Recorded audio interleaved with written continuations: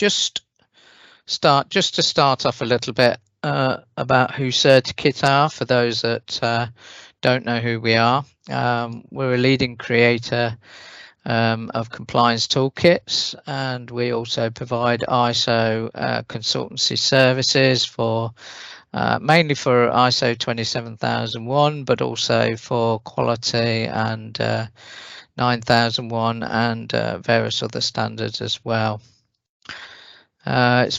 The company was founded in 2010, and since then we've sort of helped more than sort of 4,000 customers globally achieve compliance, originally through the sales of all our toolkits, and particularly over the last year or so, we're now working with clients more directly on consultancy.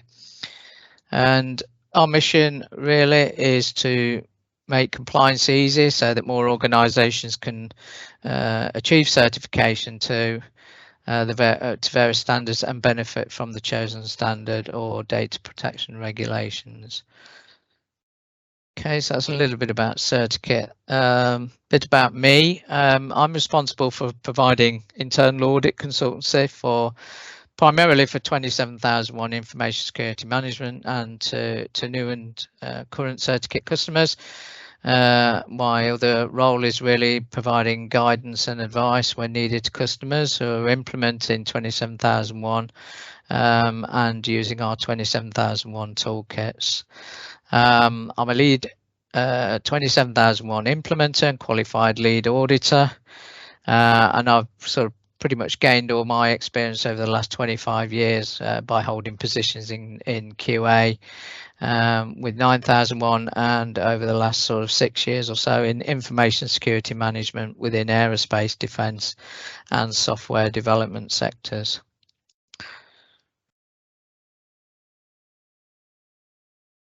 I've also got experience with other standards as well, and particularly in my past in working in defence, I've sort of worked as a Six Sigma black belt.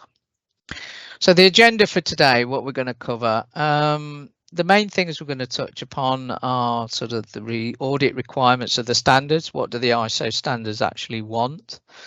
The purpose to perform internal audits, why are they required and why does the standard ask for them to be done? A little look at, we won't deep dive this, but sort of look at some of the auditing approaches that may be suitable and how you can use those. A little bit about the audit itself, what should a good audit report and output contain, and then finally sort of what records need to be kept. So that's broadly what we'll cover today. Firstly, before we actually get into the ISO standard itself and what it details, I just want to discuss some of the types of audits that are done and some of the terminology that goes along with audits. So some of you may be familiar already with the terms, but some of you won't. So that's why I'm sort of covering it. So first one really is the term first party audit, and that is a term that's used when an audit is performed within the organisation by your own auditing resource, and that, as we know, is mainly what is the requirement of an internal audit. The other term you'll come across is a second party audit, and that's typically audits that are done, performed by a supplier, customer or contractor, often against their proprietary requirements. And also you could argue that when you audit your suppliers, you're performing a second party audit. And then lastly, I'm sure you'll all get familiar, this term is a third party audit.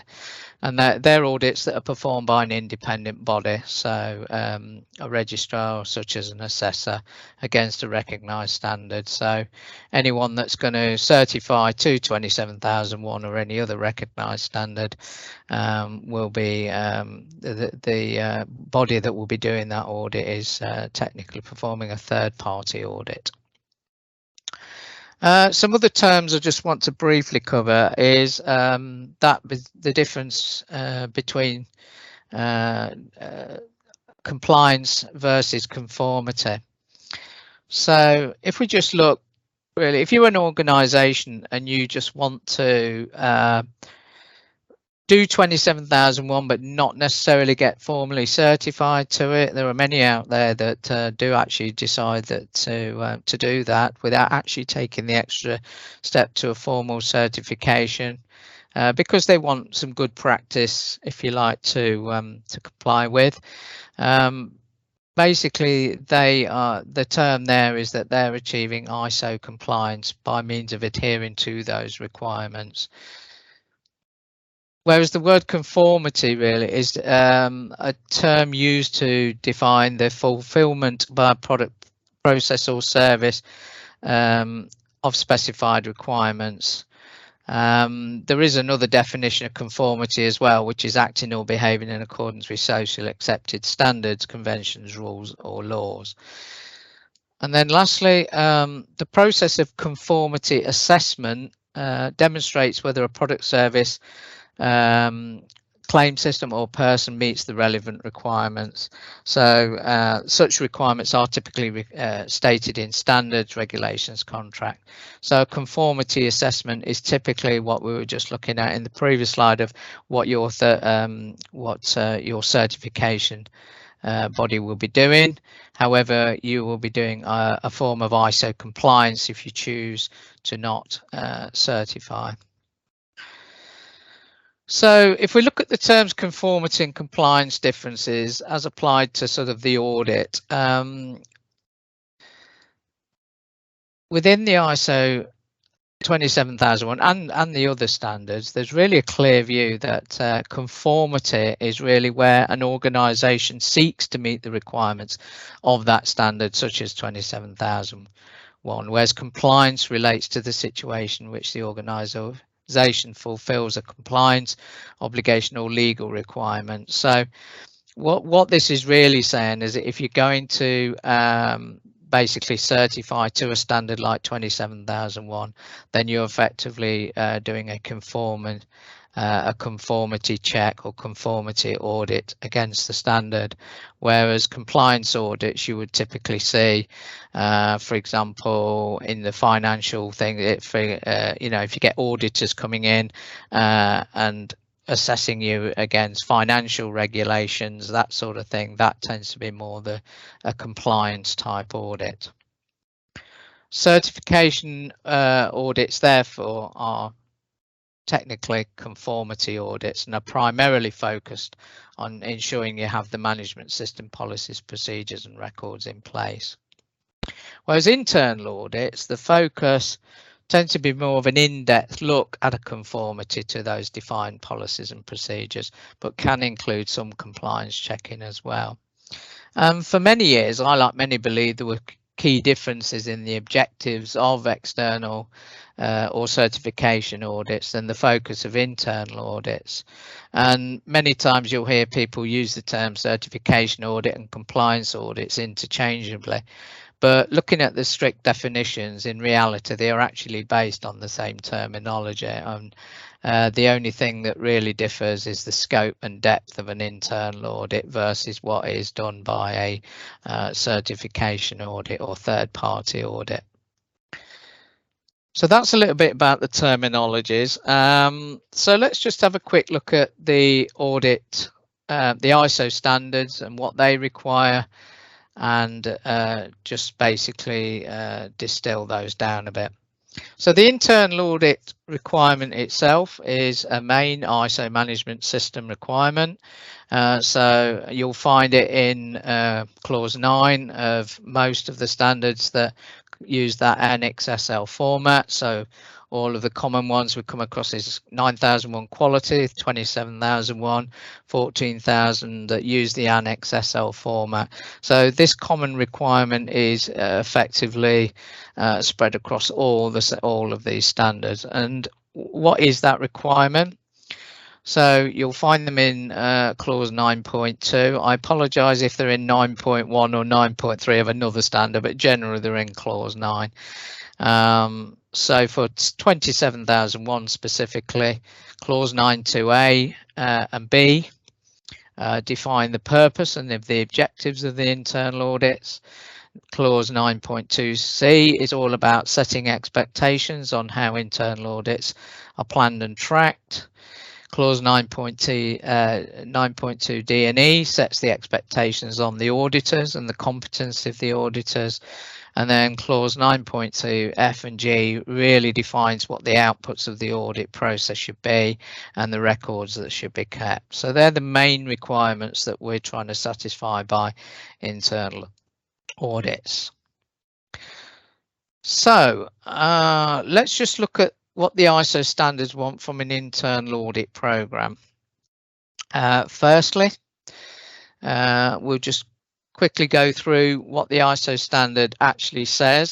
So it says the organisation conduct internal audits at planned intervals, providing information on whether the management system conforms to the organisation's requirement and the requirements of the standard, and then is effectively implemented and maintained.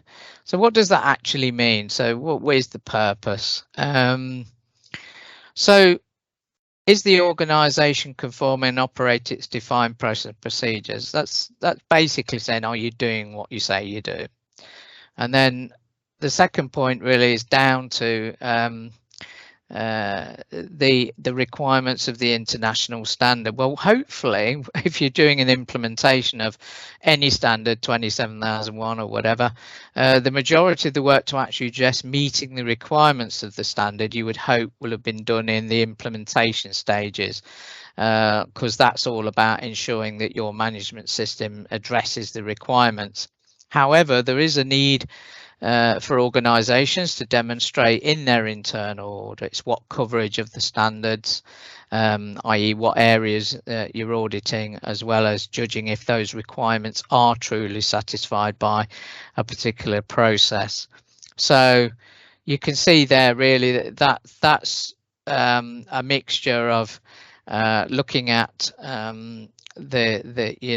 is the management system achieving the requirements, and are you doing what you're saying, and are we sure that we are fully addressing all the requirements that the standard is asking for.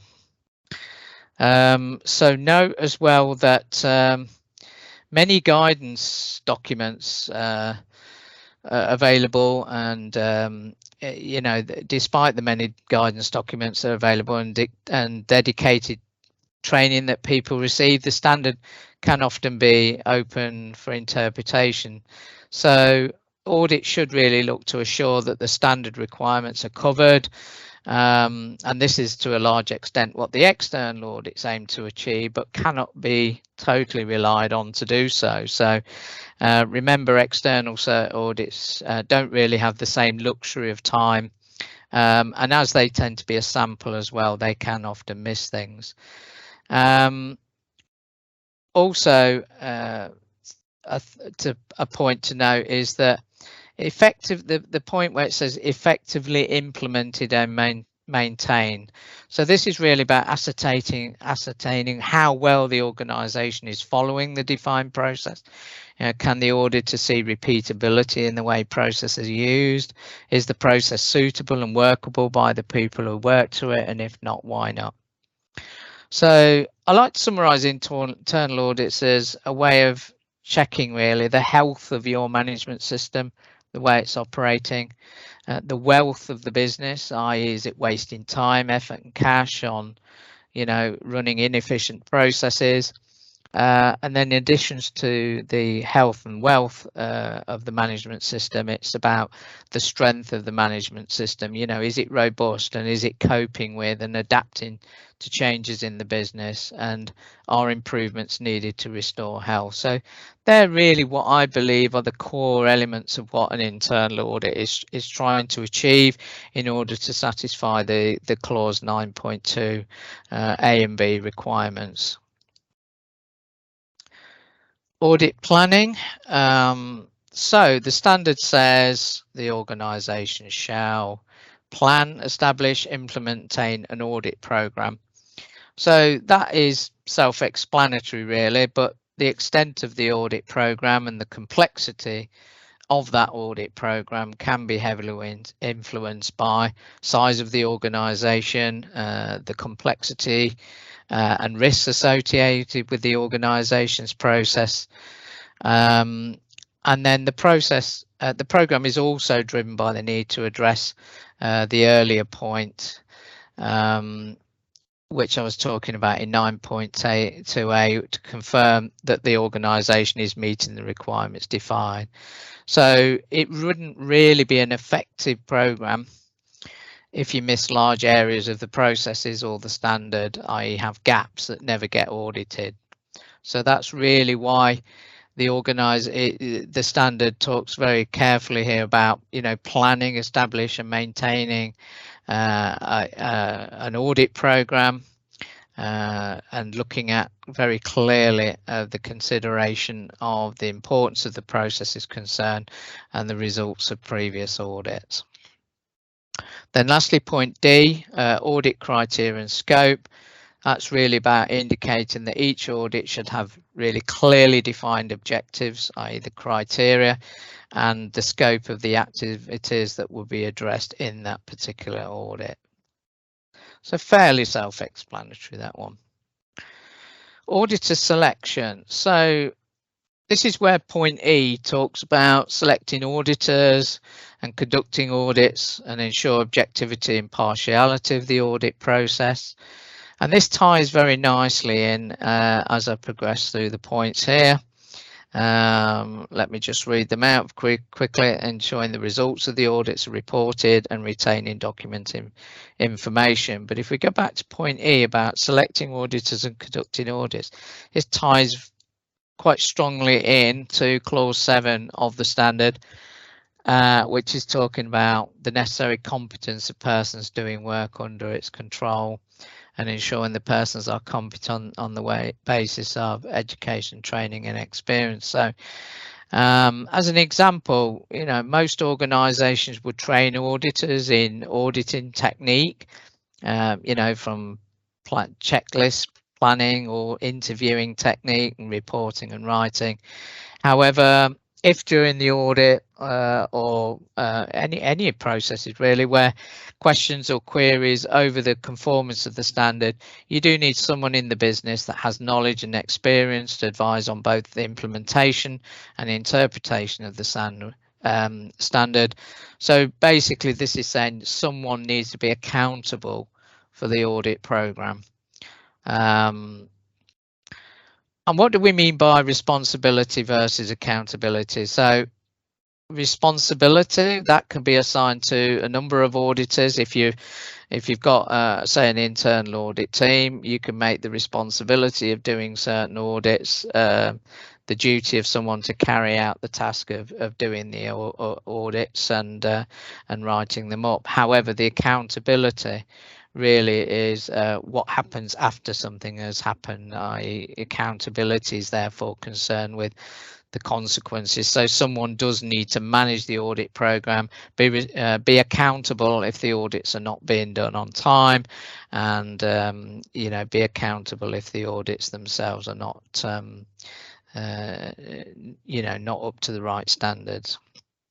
So at this point, if you're in an implementation program, you would very much be looking to identify the training and education needs of your audit staff. Auditing approaches. There's no real right and wrong way really in selecting an approach that you want to take for performing an internal audit. However, it is important that an effective approach is chosen and defined. And if you have a balanced internal audit, then really it should be a mixture of all these different techniques. So the typical approaches could be, you organize your audit program around a departmental or business function type approach. Another one is you could do it by ISO clause, for example, and have your various ISO clauses all mapped out and then work out from there what you need to do. And I'll come on to each of these with some examples in the next few slides. Thirdly, you could do a process-based approach where you just divvy out all your different processes and plan them into an audit schedule. And lastly, I'll talk a little bit about risk-based audit approaches. These are particularly useful for 27001 audit approaches, particularly, and I'll come on to why. So if we look at a typical department business function internal audit, you'd have a simple type of schedule showing the audit when it's planned. It's always useful though to supplement it with a detailed scope for each audit, which I'll show on the next slide. Again, a department business function plan should be actively monitored and updated as your audits are done. So this is a typical department business function type audit program where you give it an ID, a title, who's assigned as the auditor, a scheduled date, and then a status as you go through. Now, as I said in the second bullet point there, it's important to define the scope very clearly about what you want to do in that audit. So it's not enough just to say requirements management, for example, here, you know, what areas you're going to look at, how are you going to scope that particular audit, and what clauses of the standard are going to be addressed as by looking at that particular topic and theme. So it's often useful to supplement this simplistic department audit program with a matrix like this. So for example, you can refer back to the particular audit in the schedule that you've got, and then what clauses of the various standards that you're going to be auditing that department or that business function against. Clause-based audit. There are advantages of this in that you can be sure you've covered off all of the areas of the standard in your program. How do you achieve that? Well, the auditor works out what areas are impacted by the particular clauses, and you include those in the audit. It is a less common approach. I personally haven't used this, but that's not to say it isn't an approach that you can't use. But you'll see again, it's very similar to the department type approach of audit, where you sort of think about the clauses of the standard that you want to audit as part of the scope of that audit, what that actually covers, and then you've got to then work out, well, and this is a slight disadvantage to this mechanism, is that it does sometimes take some working out what areas you need to include or not in covering those requirements off adequately. So you've got to know which areas or functions within the business are affected by these clauses, and as a result then plan those in as the particular auditee or area that you want to cover. And then the rest is just self-explanatory, you know, when you're going to do it, who the auditor is, and track status from there. Okay, so that's a clause-based audit approach that you can take.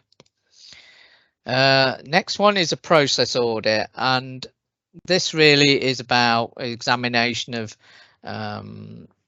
the significant significant processes that you have in the business.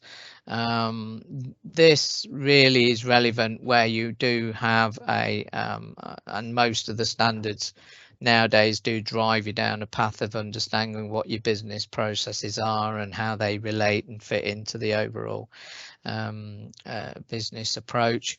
So this is a more common type approach that I've used myself. And this is all about determining where your key business and operational key risks and the controls established to mitigate those risks, and looking at all the relevant laws, regulations and policies, etc. in those processes. So one of the ways that you can structure an audit program around this is literally to detail what processes that you have, list them out, work out what criticality they are, and I'll come on to this when I talk about risk-based approaches as well. So determining what the criticality of your processes are, and then work out an audit program of how you're going to then audit particular processes and how you're going to then what dates and who's going to do it. So it's quite straightforward. It's very similar to the department, but you're obviously making the processes themselves your key requirement. Okay, so risk-based auditing. Risk-based auditing is very relevant to information security audits, and it's certainly a technique I've used myself quite extensively. So there are two types, I would say, of risk-based audit. One is an audit of the risk methodology and the risks associated with it, and actually audit those. So what's the purpose of a risk-based internal audit and what factors to consider? So firstly, it's establishing how has your organisation identified and evaluated the risks that threaten the organisational goals. So that's one of the key purposes of this type of risk-based audit approach. Also, as part of this approach, it's establishing that the risk methodology has actually been defined. Is there evidence that this is being applied in the particular risk assessments that your organisation has performed? The next key purpose of this type of approach is establishing that there are clearly defined treatment thresholds and that risks can easily be identified. So you're actually auditing, can I see that the treatments have actually been implemented, that the risks have actually been scored correctly and that they're all correctly identified. So you're actually auditing the risks themselves. And then lastly, it's sort of, is there evidence that the risk appetite is accounted for in the risk assessments? Can you see evidence the risks themselves have been appropriately scored, and that the criteria and the risk appetite has been applied? And then lastly, that is, that there is an internal control system that does seem to be working. So when you look at your risks and you've identified what particular treatments and risk reduction strategies have been identified for each of those risks, you're looking to see that those internal control systems to reduce those threats below the risk thresholds and scores. But lastly, and the most critical point of doing this type of risk-based audit, it's important to check that the controls are effective. It's all right identifying you've got all these risks and all these fancy ways of saying, yeah, we're going to treat them, we're going to do this, and you need to actually establish during these types of audits, that the controls are effective, they are working, and that there's evidence to support that these controls are actually doing what you say they're going to do, and in terms of either eliminating the risk or at least reducing the risk down so that the residual risk amount that's left is acceptable based on the risk criteria. However, there is another risk-based approach that you can use, and that's on the processes themselves. So a risk-based approach can also be applied to processes to prioritize the critical processes that have the greatest risk within the organization. So what do I mean by that? So what you can do is, once you've established all the different processes that you have within the business, one way of establishing the criticality of those processes, doing something called a process failure modes and effects analysis, PFMEA. I'm not sure whether anyone's come across it, but you can certainly Google it, and there's plenty of examples out there. I do have an example slide at the end if anyone's interested. But the whole idea of doing a PFMEA is you establish for each of the processes what are the steps that operate within those processes, and you can then work out, if you like, what are the risk factors that come into those processes, and then you can look at the identifying the impact that process has across the business. And then finally, when you've done all your sort of PFMEA, you've understand what the impact of that process has to the business. Is it high or is it low, whatever, you can then identify and tag your management system documents with what I call a process risk score. And how do you determine the process risk score? Well, this is what I've typically done in establishing what is the value, if you like, or the impact of that process to the business. So if you get a PRS, or process risk score, PRS value of 1, you're basically saying this is a business critical process. And how do you determine whether it's business critical, major, moderate, minor, or doesn't have any impact? Is really the criteria there that you see in the end column. So if you use those criteria, then you can then establish whether which PRS value that your particular process has. So if we just take a look at what we would class as a business critical process, this would be the criteria that a failure of that process would have a significant impact on productivity, quality, customer satisfaction. You could include for 27001 specifically there things like, it would introduce high levels of risk, or possibly litigation or whatever as well, but they are part of that criteria. So you can see, if we read on, such process, if they fail, may instigate business downtime, product recall, which is a quality issue, litigation, which is a business-wide thing, but also can you can include 27001 related criteria in here as well, and so on. There's a sliding scale there about what impact that risk score would be.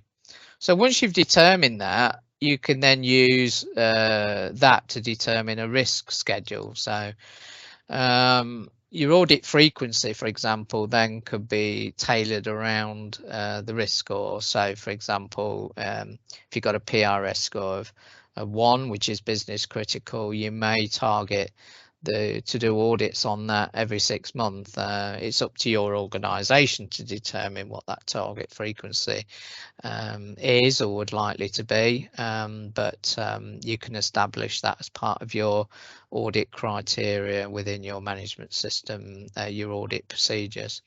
So these are just examples, really. You could say PRS scores of 1, we would want to audit them every 6 months. PRS values of 2, we would audit them annually. 3, 18, and 4, so biannually. Again, it all comes down to the criticality of the processes and obviously your audit resources, as well as to how you adjust and amend those target frequencies. Okay, so that's a little bit about the types of audits. We talked about process, risk, etc. So what actually makes a good audit? So we can look at the importance of things like auditor skills. That can have a huge influence on the output of the audit. Audit planning, how well you do planning or how little planning can obviously influence the quality of the audit. Audit days and scheduling, it's always important to plan plenty of time or adequate time for the audits. The quality of audit reporting, non-conformities and what you do and how you report those. And then lastly, a little bit about data collection. So let's take the first point, auditor skills. So it's important that it is any audit really is conducted by a trained and competent auditor who's independent of the area being audited. The impartiality issue is something to always have in mind. So, you should never really mark your own homework, is what that's saying. You can't be objective enough if you don't have the impartiality. if you can't necessarily operate I deal with a lot of small companies, and many a time, you come across those that can't really afford to operate their own internal audit function. Then there are options out there for considering an independent third-party audit who can work with you. I won't push it now, but certainly within CertiKit we can also provide that facility. And often the benefits of going to an external or third-party auditing function is increasing that point above, which is impartiality. They've got no particular bias or axe to grind within the organization, and politics doesn't come into it. So there are lots of benefits from outsourcing it because they are totally independent. If you are going for internal audit training, my suggestion will be always use accredited and credible training providers for your auditor pool. That way then that your auditors are getting a good standard training, and that should increase their confidence on both knowledge of the standard, and that way I think you'll get the benefit of and the most out of the time spent providing that training. So they're my main recommendations on auditor skills. Audit planning. Few things here. So many of these aspects I'm going to talk about here are relevant really to auditors who are planning and conducting audits, but I would say that it's also important that all senior persons in the organisations are aware of the factors involved in an effective audit. As an auditor myself, I've often been asked many times by managers, will this take long? And that's often a sign that the organisation is not really committed to receiving audits. They're often seen as an interruption to their time, and so it's a key thing that senior management and the audit and compliance teams within a business communicate and provide awareness to all of the business really, and why audits are necessary. Build that rapport across the organisation as to their importance, and that's not an easy thing to do. It takes time to sort of to do that, but hopefully that will sort of break down the barriers to people being more receptive of your audits and not just see them as an intrusion and then be saying to you, is this going to be taking long? Also, as part of audit planning, as an auditor, I like to get copies of relevant policies, procedures, and if possible, even copies of any output items, records, documents that are in the scope of the audit, and that helps me to understand the process itself and the management system define procedures for the operation of that process and who's involved, and it allows me to build my questions or line of inquiries when I do the audit interviews themselves. An audit also may not be just a simple department thing. You might need to talk to many people over different departments and function. Depends on the size of the business. So it's important that you work out, a decent sample size of how many people you need to talk to, or how many projects that you might want to sample in the scope of that particular audit. And then lastly, it's all right conducting the audit, but one thing a lot of people overlook and fail to plan in is sufficient time for the report writing and writing corrective actions up. From my experience and doing audits, of which I've done far too many now, I've more audits than hot dinners, I can honestly say that an inadequate report will come out if it's hastily put together. And it certainly won't convey, all the key points that your audit needs to do, and the health, wealth, and strength of the management system if it's rushed. So, I strongly suggest that you always plan at least, I would say, a day or whatever, depending on the scale of the audit, for writing the report, so that it's thoroughly put together and properly documented. Audit tools. I just want to talk a little bit about checklists, because I know in some areas checklists can be a good thing and a bad thing. So I just want a very quick look at checklists and my thoughts on them. I mean, some of the pros of them is that, you know, they do ensure that the key topics are covered off. I mean, you know, if you a properly prepared checklist should make sure that whatever it is that's in the scope of that particular audit, you know, there are adequate questions and there's adequate depth and coverage of the types of things that the audit checklist is asking the auditor to cover off. So that's one of the positive things about them.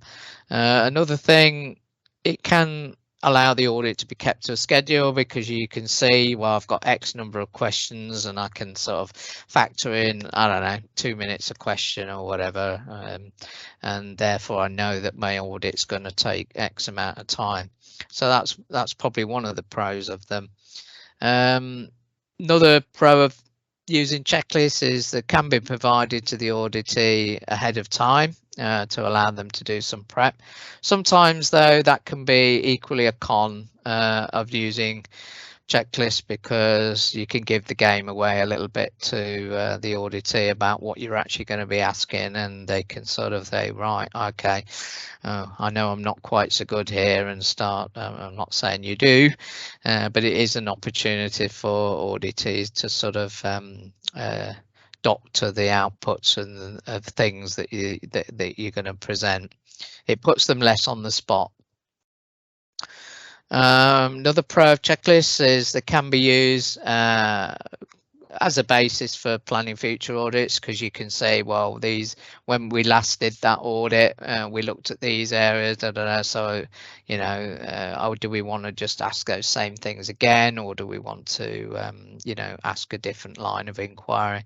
So they do provide some sort of structure and that for planning future audits. And then lastly, they do sort of ensure a consistent approach for each time the audit's done, because you can see very clearly the structure, the set of questions and the line of inquiry that those checklists do. So there's some of the pros. However, I'm not a big fan, but just because I'm not a big fan of them doesn't mean you shouldn't use them. They have their place, I think, like anything, and my personal view is that it can sometimes feel a bit rigid and a bit like an interrogation, and you know, they can come across sometimes when you're an auditor sat there with a checklist a little bit robotic, and you know, almost like going through the motions, and rather than it feel like an open and honest discussion. An inexperienced auditor may not be able to clearly communicate what he's looking for, and that's because if you are an inexperienced auditor, and I mean someone who's sort of, you know, just recently gone on an audit course, that sort of thing, not got many, if any, audits under the belt, sometimes if they're not really planned the audit properly and don't know the subject matter, then, you know, they're very reliant then on the checklist. And they ask the question, and then the auditor goes, well, what do you mean by that? It sort of then throws that spanner in the works of, oh, I don't know, I'm just going by what the checklist. So again, it can sort of be counterintuitive to a fledgling auditor sometimes about what they're actually looking for.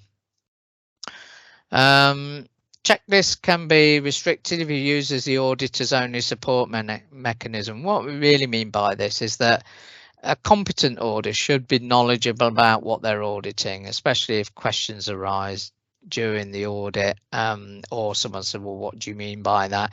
I think most competent auditors should know the subject matter of what they're auditing, what their standards looking for, what line of inquiry they've got, in which case they should be able to easily address that. But they can be restrictive sometimes, and the checklist shouldn't really be a crutch for the auditor to just say, well, I don't know, I'm just asking what's on the checklist. Checklist shouldn't really be a substitute for audit planning. What we mean by that is you don't just assume that the checklist adequately covers all the appropriate audit points. The inputs and outputs of the current process, there may have been changes, so there are checks and balances you need to do for the audit just to make sure that the checklist is in line with the current process, because it may have changed since the last audit. Generic checklists that don't reflect the specific organisation management system. I think we've all perhaps been guilty now and again. I was in my early days as an auditor, Googling or a useful checklist for doing this type of audit or whatever. But there are dangers in doing that, in that they might not always represent your particular organisation or your particular situation. So you have to just tread carefully that whatever questions are on there can, are relevant to your organisation and your process. The other biggest sort of negative I would say about using checklists is that I was always taught that good auditors should ask sort of open questions rather than yes, no, so you don't just get a yes, no response. And as such, checklists can actually force a lot of yes, no responses, and that propensity to want to just move on. Oh, I've got a yes, okay, I'll move on. So that I sometimes see as a bit negative. I tend to use checklist approach more for things like checking off I've seen more documents or evidence, like outputs from process documents or any other evidence or records, rather than it being the core audit focus itself. And if checklists don't get accompanied by any comments or notes by the audit, it can often be difficult to judge how effective the processes are actually being carried out, because there's a propensity when you're doing the audit to just go yes, no, tick, no, and not record too many comments. And when you look back at some of the audit reports that are supported by checklists, they can often be a bit don't really contain enough information for you to say, well, did he ask that or did he cover this? But they do have their place. And obviously poorly prepared checklists, they can slow down an audit a lot, particularly if they duplicate and ask similar questions more than once and get repetition. Now then, audit evidence. So these are the different types of audit evidence and ways you can actually conduct audits. There's the most common one, which I'm sure most people will see here, is item 1, physical examination. So most times when I'm doing sort of pre-certificational type audits, I'm inspecting the evidence like documents, records, certificates relative to the audit, and that tends to be done during the audit itself. One other technique you can use is observation. So that's observing a process or procedure formed by others, like performing a verification or whatever. I've used that sometimes as well, just show me how you do things, show me how you do this. So a typical pre-cert audit that I would do would be a combination of physical examination of documents as well as observing, getting people to actually show me how they do things. So an example of this would be, say, right, show me how you set a user access control up. Show me how you configure your backup. Those sorts of things. Independent execution. This one's the auditor actually performs the procedures and controls. So rather than observation above and actually observing somebody else doing it, this is actually the auditor themselves actually performs. I've used that as an example. For example, I can test whether I can actually install software and verify that the controls work. So I'll say, okay, give me a USB stick, for example. I'll plug that in. So I'm actually doing, I'm actually doing the activity, and then I'm seeing whether the actual controls are working. So, you know, does the laptop actually say, oh, the USB port isn't working, or this isn't allowed, or whatever. So I actually try to perform the action myself. Confirmation. This one is really just reaching out and checking things like accuracy of source documents and things like account records, or reaching out to third parties. You know, can you provide the last invoice that we sent, and then you use that as an example then to flow through your audit. And then analytical procedures, analytical situations.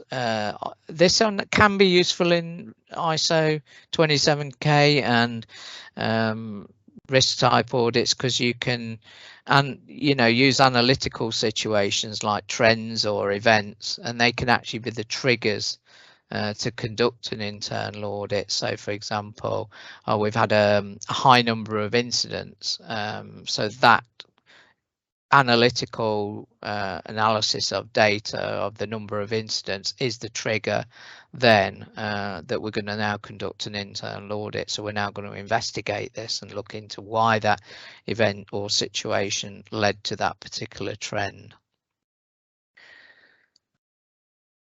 Audit reporting.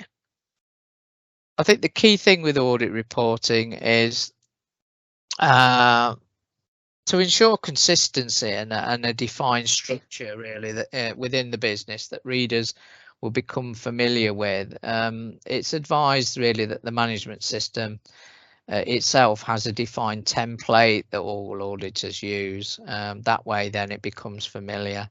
The template should really address the main points that I'm going to cover in this slide, as well as guidance text within the template to actually assist any auditors developing the appropriate content in the report itself.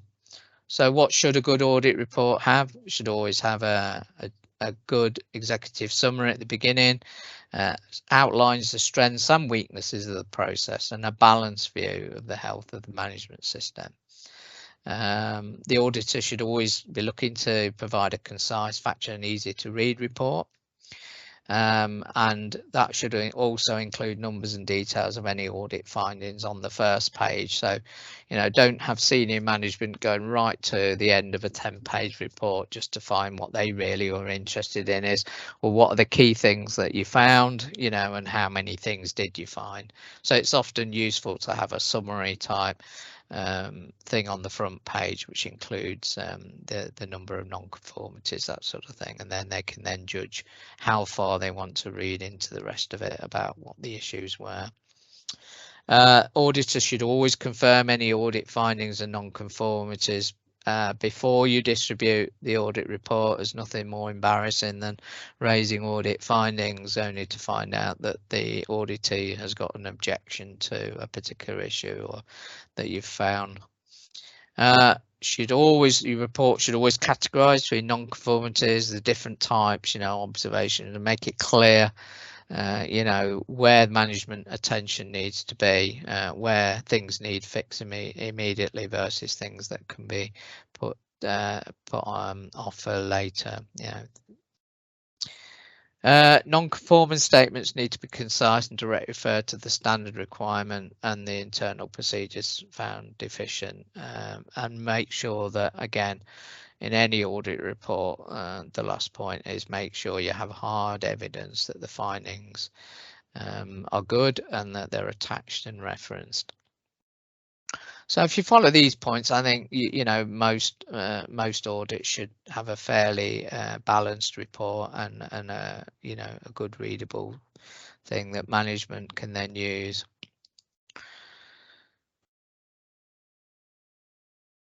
And the last bullet is probably one of the key ones, I think. Don't focus on the negative, I think, is the message with this one. You know, it's important to take note of the reported anything positive you found. Don't just say, oh, we found this issue, that issue, and focus on it, because then management over a period of time always think, oh, I'm fed up with these audits. All they ever do is find problems. You need to really include in your report, any particular strengths and the positive aspects of things that you've seen. That way most people around the business will be more receptive to the audit report itself. Collecting data. Don't make it complicated. I mean, the data on audits and the outcome of audits to meet what the standard looks for don't have to be complicated. Most simple measures help. Should help your organization understand, where you are in terms of your audits, and also any findings and trends. And then more importantly, if you are going to collect data, then it should really be useful data that your management review can then base its decisions on. Collecting data is a positive thing to do as well, because it allows your organization to look at any trends that may be happening from your audits across the business in terms of which processes may be going wrong or so on, the systemic issues basically.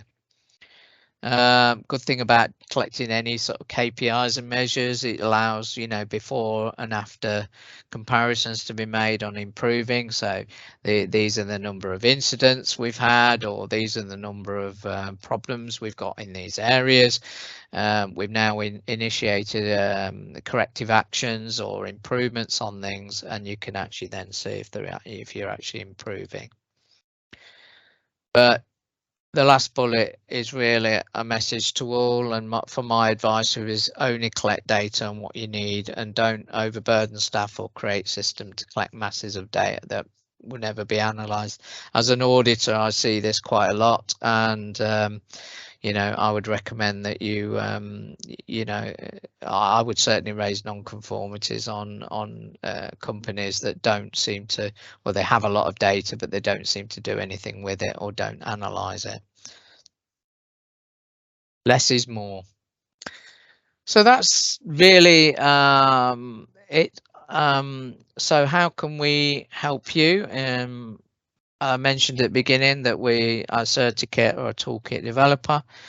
Our toolkits cover a range of standard, particularly 27001, 9000, and others like health, safety, environmental. One of the other things we have is a logo replacer service, which if you buy a toolkit, where you can basically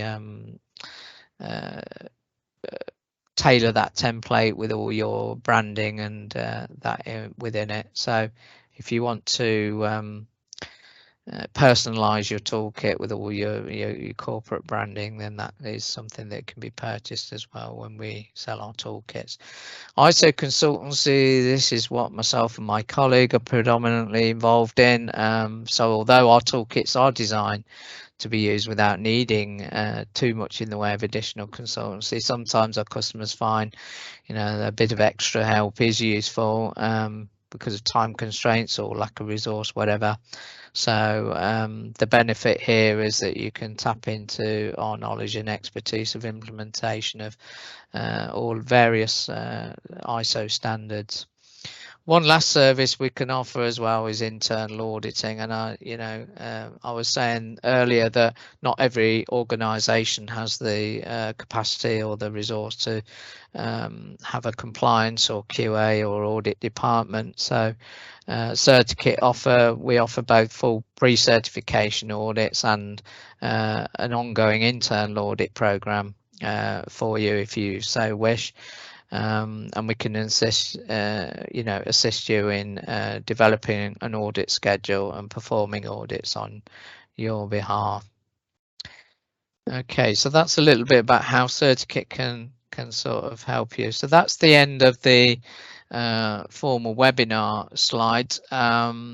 So if you've got any questions, then I'd appreciate those if you want to put them in the chat window, and we can have maybe answer some in the time we've got left available, or if we run out of time today, then obviously you can send your questions in as well to us, and we can maybe answer them offline. So okay, so if you want to put any questions in the chat I've got window. one for you here now.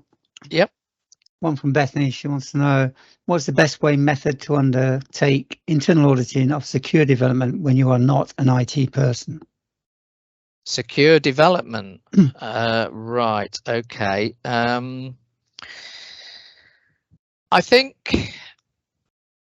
the thing is, it is a difficult area. If you've not got a software background, it can sometimes feel a little bit daunting to start delving. But I think my approach would be really look for the main things you would even for just a product development. Forget that it's software. The main things that you're really interested in is, are the requirements defined adequately for whatever it is they're developing? Where have those requirements come from? Is there an effective project management around the whole project as a whole? Is the output of whatever the development process is, does it look to be defined, and is it sensible, and can you see that those outputs are suitably controlled through the development process? And then lastly, it comes down to the same as you would for a product. Are these products quality controlled, i.e. is there any reviews going on or checks and testing at the code level, or when components of the code are brought together?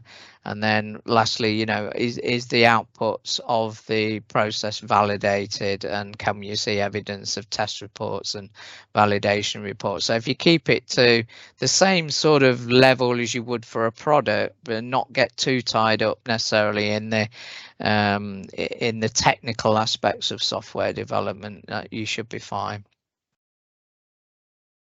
Does that help? How many auditors do you need? Yeah, the golden question. Do you want to answer this one, Ted? I know you have a strong view of it. Yeah. Rule of thumb is that you need at least 2 auditors if you're going to do it inside your own company.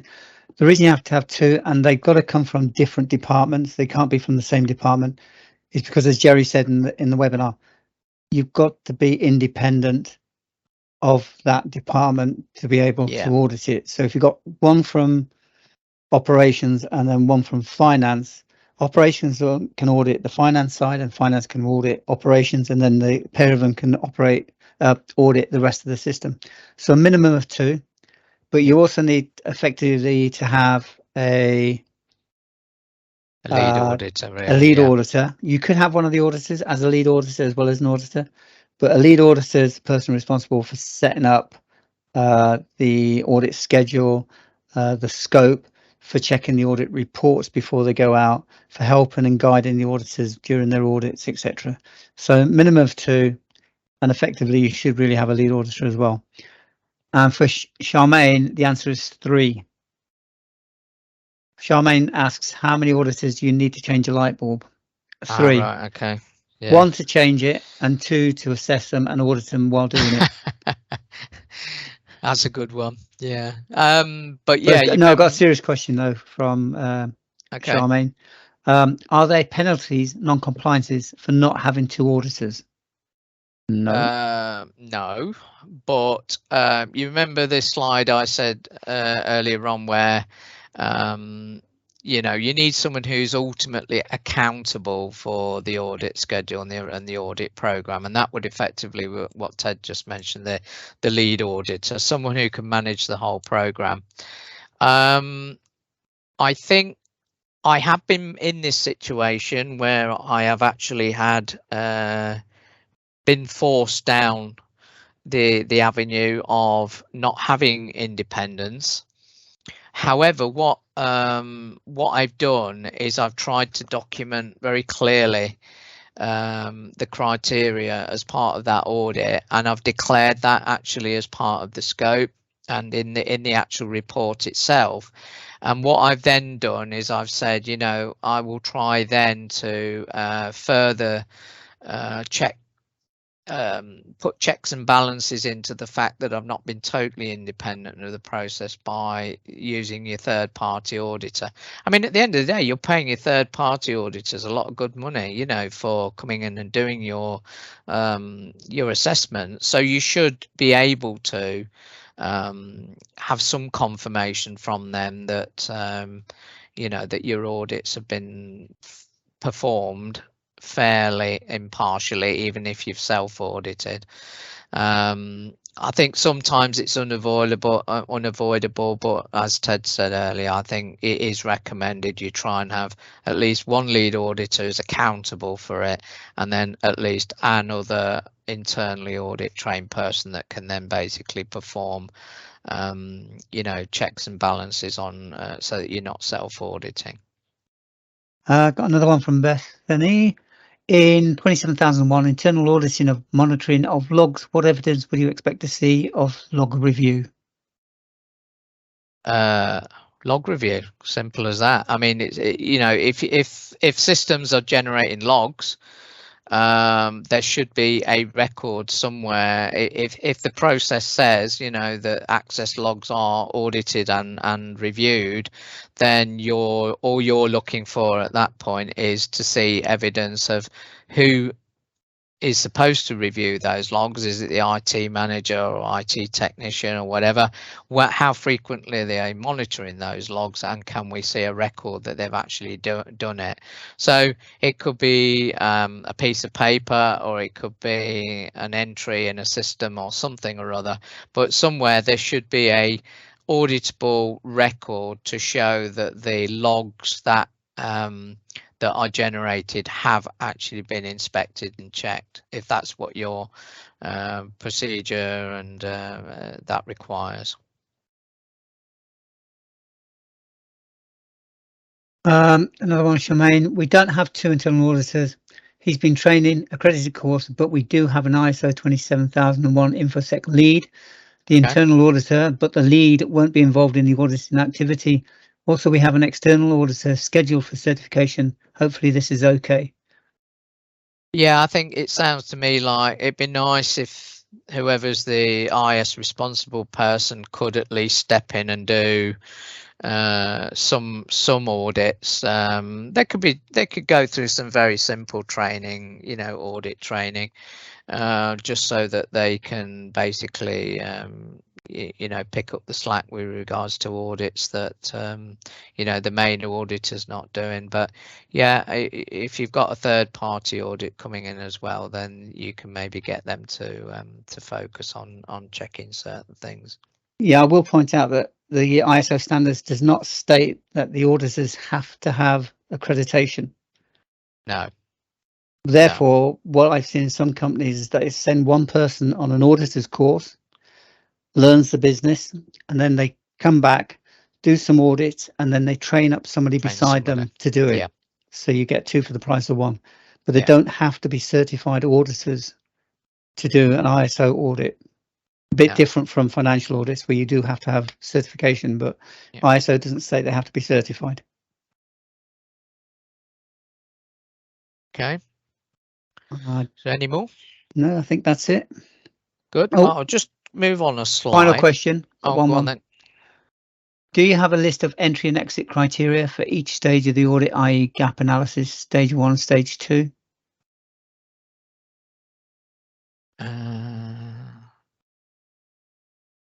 Is that for cert audits? Yeah, I mean, we're talking today's been predominantly about internal audits, but yeah, I know we have touched upon a little bit about third party audits because obviously it comes into sort of the terminology. But yeah, no, the cert bodies themselves do have set criteria on what they require to see at a stage 1. Certainly they would expect to see all the mandatory policies and procedures that 27001 requires to be fulfilled for them to assess your documentation, your management system, and then basically sign off that they've seen all those mandatory elements and some examples of maybe some records, some outputs, like, for example, they would need to say that you've audited all the areas of the standard, or at least are well on with that program. So that would be one input that they would look for. Management reviews, another one, isn't it, that they would look for, as well as the defined mandatory policies and procedures that the standard itself calls up. So they would look at that in your stage 1. Stage 2, not really. I think they just get a feel for your scope, your business, what business units are in that scope, and then they would work out then what how they're going to divvy that audit schedule up and work with you to actually to do their stage 2. Talking about internal audits and what you've got there, list of entry and exit criteria. ISO 19011, which is the standard for auditing management, guidelines for auditing management systems, actually gives you a list of the agenda. So you have your opening meeting, you have your explanation of what you're going to do, the types of outputs you're going to have, your non-conformities, a major, minor, or an observation, what you're going to do, your agenda of who you're going to meet, and then your closing period, your closing time. So it gives you a whole list of what you're going to say at the opening meeting, and then what you're going to go through at the closing meeting. So if you're looking for somebody, if you can't sleep at night, highly recommend you read 19011, a throbbing good read. I won't spoil the ending for you, but it's a good one for auditors. And I think the only other thing to note on 19 and 011 is that although it talks about opening and closing meeting, what you generally find for internal audit, technically you hold them, because really before you start any audit internally or otherwise, you should really be having some sort of explanation to the auditee about what you do, what you're there to do, why you're there to do it, even if that only takes 5 minutes, you can class that as your opening meeting effectively. It wouldn't be like a formal meeting, you know, with PowerPoint slides and, you know, the whole gamut that you would probably do, you know, if you're you know, doing a second or third party audit. But and then closing really would be a similar sort of thing, wouldn't it, where you don't just leave the audit and go, right, thanks very much, and disappear. You know, the whole idea of the closing part of an internal audit, to meet that part, is, you know, just wrap up nicely with the auditee, thank them for their time, sort of, you know, just highlight some of the key areas. Like I said, make sure you agree that any of the findings that you've identified are agreed by both parties, and that, you know, there's no surprises in there, and thank them for the time, and basically just say, you know, a report will be in the post, sort of thing, and leave it at that. So it doesn't have to be like a big formal fanfare of closure. You just scale it down as needed. But even though that 19011 talks about opening and closing meeting, that's pretty much what you would do for an internal audit. Is that it for questions? Yep, it is.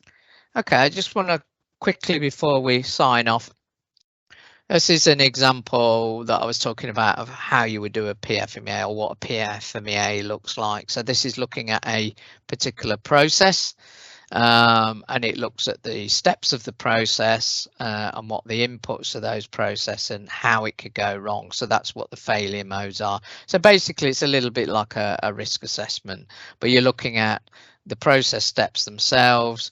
What would be the severity if those process steps went wrong, and what have you. So then you end up with the risk score in that process, and then from that you can then work out, well, okay, these are the risky bits. What potential help, what hazard or that does that present to us, and then based on your overall sort of view of the risk in this process, you can then use those criteria that I explained earlier for then saying, right, okay, well in that case then this process is a PRS2 or a PRS1 or whatever. So you can use a PFMEA to get you really into how critical is this process. And also by talking to people, and Ted, you've been doing this recently with a customer of ours, where we've, by talking to people and actually by mapping the processes, we've actually been able to ascertain very clearly whether that's a critical or business critical process or not. Don't know whether you got anything else to add on that. No, I mean, looking at the process, when you start mapping processes, you need to understand what's coming in and what's going out, and you can look at the criticality of your output to the next downstream process. But also you look upstream to say, like, if they don't give us the right information to do our process, or they don't give us the right specification of product, etc., that's going to screw us up. So like Jerry was saying, it's all part of this risk process, and so internal audit sort of embeds itself in all areas of the management system. Yeah. So PFMEA is basically a risk assessment methodology that you can apply to the processes themselves to determine the criticality, and then use that criticality for then determining then at an audit risk level, how frequently do we need to audit these things based on the risk. So hopefully that's a useful pointer for people in that you might find useful for 27001 particularly.